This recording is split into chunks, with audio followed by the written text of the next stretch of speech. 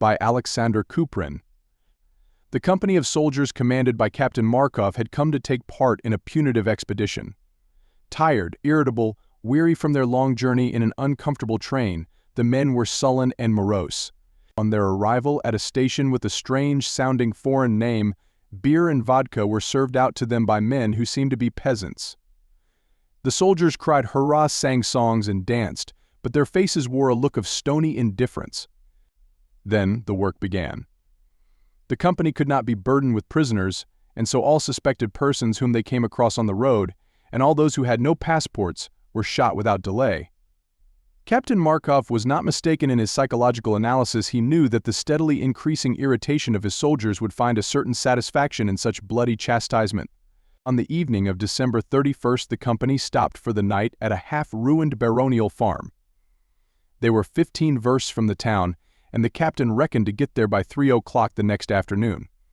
He felt certain that his men would have serious and prolonged work there, and he wanted them to get whatever rest was possible, to quiet and strengthen them for it. He therefore gave orders that they be lodged in the various barns and outhouses of the estate. He himself occupied a large hollow-sounding, empty room, with a Gothic fireplace, in which a bed, taken from the local clergyman, had been placed. A dark, starless night, windy and sleety, came down upon the farm swiftly and almost unnoticeably. Alone in his immense empty chamber, Markof sat in front of the fireplace, in which some palings from the plundered estate were burning brightly. He put his feet on the grate and spread out a military map upon his bony knees, attentively studying the neighborhood between the farm and the town. In the red firelight his face, with its high forehead, turned-up mustaches and firm, obstinate chin, seemed more severe than ever. The sergeant major came into the room. The water trickled down onto the floor from his waterproof cloak. He stood still for a moment or two, and then, convinced that the captain had not noticed his entrance, coughed discreetly. "Is it you?" said the captain, bending his head back. "What is it?" "Everything is in order, Your Honor. The 3rd platoon is on guard, the 1st division at the church wall, the 2nd. "All right. What else? Is the password given?" "Yes, Your Honor." The sergeant was silent, as if waiting to hear more, but as the captain said nothing, he began in a lower tone. "What's to be done, Your Honor, with the 3 who shoot them at dawn?" interrupted the captain sharply, not allowing the sergeant to finish his sentence, and afterwards he frowned and looked meaningly at the soldier. "Don't ask me any more questions about them. Do you understand?" "Certainly, Your Honor," answered the soldier emphatically, and they were both silent again. The captain lay down on the bed without undressing, and the sergeant remained at the door in the shadow. For some reason or other, he delayed his departure. "Is that all?" asked the captain impatiently, without turning his head. "Yes, that's all, Your Honor." The soldier fidgeted from one foot to another, and then said suddenly, with a determined resolution, "Your Honor, the soldiers want to know, what's to be done with the old man?" "Get out!" shouted the captain with sudden anger, jumping up from the bed and making as if to strike him. The sergeant major turned dexterously in double-quick time and opened the door. But on the threshold he stopped for a moment and said in an official voice, "Ah, Your Honor, permit me to congratulate Your Honor on the new year, and to wish." "Thanks, brother," answered the captain dryly. "Don't forget to have the rifles examined more carefully tomorrow." Left alone in the room, Markof, neither undressing nor taking off his sword, flung himself down upon the bed and lay with his face toward the fire. His countenance changed suddenly, taking on an appearance of age, and his closely cropped head drooped on his shoulders. His half-closed eyes wore an expression of pain and weariness. For a whole week he had suffered tortures of fever and had only overcome his illness by force of will. No one in the company knew that at nights he tossed about in fierce paroxysms, shivering and ague, delirious, only losing consciousness for moments, and then in fantastic, hideous nightmares. He lay on his back and watched the blue flames of the dying fire, feeling every moment the stealthy approaches of dizziness and weakness, the accompaniments of his usual attack of malaria. His thoughts were connected in a strange fashion with the old man who had been taken prisoner that morning, about whom the sergeant major had just been speaking. Markov's better judgment divined that the sergeant major had been right. There was, indeed, something extraordinary about the old man, a certain magnificent indifference to life, mingled with gentleness and a deep melancholy. People of his type, people resembling this old man, though only in a very slight degree, the captain had seen at Lao Yan and Mukden, among the unmurmuring soldiers dying on the fields of battle. When the three men had been brought before Markov that morning and he had explained to them by the help of cynically eloquent gestures that they would be dealt with as spies, the faces of the two others had at once turned pale and been distorted by a deadly terror. But the old man had only laughed with a certain strange expression of weariness, indifference, and even as it were of gentle condescending compassion towards the captain himself, the head of the punitive expedition. If he is really one of the rebels. Markov reflected, closing his inflamed eyes and feeling as if a soft and bottomless abyss of darkness yawned before him, then there is no doubt that he occupies an important position among them. And I've acted very wisely in ordering him to be shot. But suppose the old man is quite innocent? So much the worse for him. I can't spare 2 men to guard him, especially considering what we've got to do tomorrow. In any case, why should he escape the destiny of those 15 whom we shot yesterday? No, it wouldn't be fair to spare him after what we have done to others. The captain's eyes opened slowly, and he started up suddenly in mortal terror. Seated on a low stool by the bedside with bent head and the palms of his hands resting upon his knees, in a quiet and sadly thoughtful attitude, was the old man who had been sentenced to death. Markov, though he believed in the supernatural and wore on his breast a little bag containing certain holy bones, was no coward in the general sense of the word. To retire in terror, even in the face of the most mysterious and immaterial phenomenon, the captain would have reckoned as much a disgrace as if he had fled before an enemy or uttered a humiliating appeal for mercy. With a quick, accustomed movement he drew his revolver from its leathern case and pointed it at the head of his unknown visitant, and he shouted like a madman, "If you move, you'll go to the devil." The old man slowly turned his head. Across his lips there passed that same smile which had engraved itself upon the captain's memory in the morning. "Don't be alarmed, Captain. I have come to you without evil intentions," said he. "Try to abstain from murder till the morning." The voice of the strange visitant was as enigmatical as his smile, even monotonous, and as it were without timbre. Long, long ago, in his earliest childhood, Markov had occasionally heard voices like this when he had been left alone in a room. He had heard such voices behind him, voices without color or expression, calling him by his own name. Obedient to the incomprehensible influence of this smile and this voice, the captain put his revolver under his pillow and lay down again, leaning his head on his elbow and never taking his eyes from the dark figure of the unknown person. For some minutes the room was filled with a deep and painful silence. There was only heard the ticking of Markov's watch, hurriedly beating out the seconds, and the burnt-out fuel in the grate falling with a weak, yet resounding and metallic, crackle. "Tell me, Markov," began the old man at length, "what would you answer, not to a judge or to the authorities or even to the emperor, but to your own conscience, should it ask you, why did you enter upon this terrible, unjust slaughter?" Markov shrugged his shoulders as if in mockery. "You speak rather freely, old man," said he, "for one who is going to be shot in 4 hours' time. However, we'll have a little conversation if you like. It's a better occupation for me than to toss about sleeplessly in fever.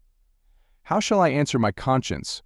I shall say first that I am a soldier, and that it is my duty to obey orders implicitly, and secondly, I am a Russian by birth, and I would make it clear to the whole world that he who dares to rise up against the might of the great power of Russia shall be crushed as a worm under the heel, and his very tomb shall be made level with the dust." "O Markov, Markov, what a wild and bloodthirsty pride speaks in your words," replied the old man. "And what untruth! If you look at an object and put your eyes quite close to it, you see only the smallest of its details, but go further away, and you see it in its true form. Do you really think that your great country is immortal? Did not the Persians think so once, and the Macedonians? And proud Rome, who seized the whole world in her iron claws, and the wild hordes of Huns who overran Europe, and mighty Spain, lord over 3/4 of the globe? Yet ask history what has become of their immeasurable power. And I can tell you that thousands of centuries before these there were great kingdoms, stronger, prouder, and more cultured than yours. But life, which is stronger than nations and more ancient than memorials, has swept them aside in her mysterious path, leaving neither trace nor memory of them." "That's foolishness," objected the captain, in a feeble voice, lying down again upon his back. "History follows out its own course, and we can neither guide it nor show it the way." The old man laughed noiselessly. "You're like that African bird which hides its head in the sand when it is pursued by the hunter. Believe me, 100 years hence your children's children will be ashamed of their ancestor, Aleksandr Markof, murderer and executioner." "You speak strongly, old man. Yes, I've heard of the ravings of those enthusiastic dreamers who want to change swords into plowshares. Ha ha ha ha, I picture to myself the sort of state these scrofulous neurasthenists and rickety idiots of pacifists would make. No, it is only wax that can forge out an athletic body and an iron character." However, Markov pressed his hand to his forehead, striving to remember something. "However, this is all unimportant. But what was it I wanted to ask you?" "Yes, somehow I don't think you will tell me untruths. Do you belong to these parts?" "No," the old man shook his head. "But surely you were born in the district." "No." "But you are a European." "What are you, French? English? Russian? German?" "No, no." Markov, in exasperation, struck the side of the bed with his fist. "Well, who are you, then? And why the devil do I know your face so well? Have we ever met anywhere?" The old man bent his head still lower and sat for a long time saying no word. At last he began to speak, as if hesitating. "Yes, we have met, Markov, but you have never seen me. Probably you don't remember, or you've forgotten how once, during an epidemic of plague, your uncle hanged in one morning 59 persons. I was within 2 paces of him that day, but he didn't see me." "Yes, that's true." 59. Muttered Markov, feeling himself overwhelmed by an intolerable heat. "But they were rioters. I saw your father's cruel exploits at Sevastopol, and your work after the capture of Ismaila," the old man went on in his hollow voice. "Before my eyes has been shed enough blood to drown the whole world. I was with Napoleon on the fields of Austerlitz, Friedland, Jena, and Borodina. I saw the mob applauding the executioner when he held up before them on the platform of the guillotine the bloody head of Louis XVI. I was present on the eve of St. Bartholomew when the Catholics, with prayers on their lips, murdered the wives and children of the Huguenots. In the midst of a crowd of enraged fanatics I gazed whilst the holy fathers of the Inquisition burned heretics at the stake, flayed people alive for the glory of God, and poured white-hot lead into their mouths. I followed the hordes of Attila, Genghis Khan, and Solomon the Magnificent, whose paths were marked by mountains of human skulls. I was with the noisy Roman crowd in the circus when they sewed Christians up in the skins of wild animals and hunted them with dogs, when they fed the beasts with the bodies of captive slaves. I have seen the wild and bloody orgies of Nero and heard the wailing of the Jews at the ruined walls of Jerusalem. You're only my dream. Go away. You're only a figure in my delirium. Go away from me." Markov's parched lips uttered the words with difficulty. The old man got up from the stool. His bent figure became in a moment immensely tall, so that his hair seemed to touch the ceiling. He began to speak again, slowly, monotonously, terribly. "I saw how the blood of man was first shed upon the earth. There were 2 brothers. One was gentle, tender, industrious, compassionate. The other, the elder, was proud, cruel, and envious. One day they both brought offerings to the Lord according to the custom of their fathers.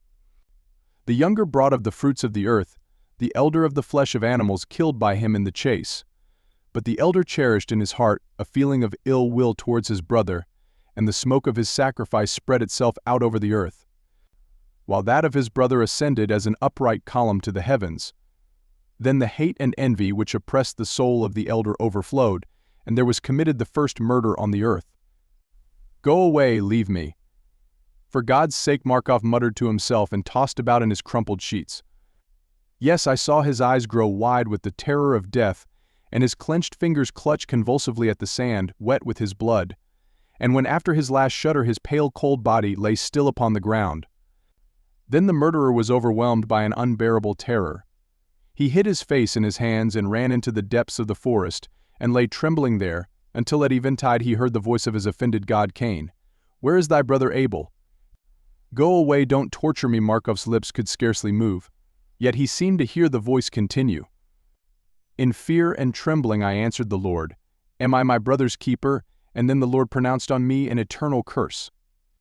Thou shalt remain among the number of the living as long as the earth shall endure.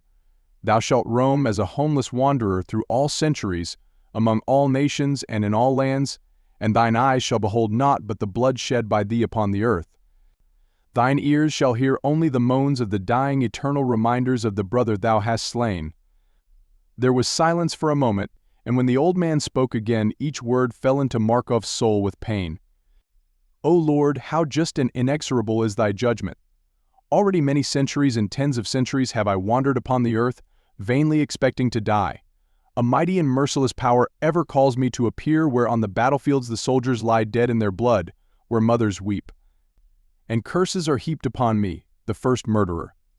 There is no end to my sufferings, for every time I see the blood of man flowing from his body I see again my brother, stretched out upon the ground clutching handfuls of sand with his dying fingers. And in vain do I desire to cry out, 'Awake, awake, awake.' Wake up, your honor, wake!" The insistent voice of the sergeant major sounded in Markov's ears. A telegram. The captain was awake and on his feet in a moment. His strong will asserted itself at once, as usual. The fire had long since died out, and the pale light of dawn gleamed through the window. "What about?" "Those?" asked Markov, in a trembling voice. "As you ordered, your honor, just this moment. But the old man?" "The old man is well." The captain sank down upon the bed as if his strength had suddenly left him. The sergeant major stood at attention beside him, awaiting orders. "That's it, brother," said the captain in a feeble voice. "You must take the command in my place. I will send in my papers today, for I am absolutely tormented by this cursed fever, and perhaps—" He tried to smile, but only distorted his features by the effort. "Perhaps I may soon be entirely at rest." The sergeant major saluted and answered calmly, as if nothing could surprise him. "Yes, your honor,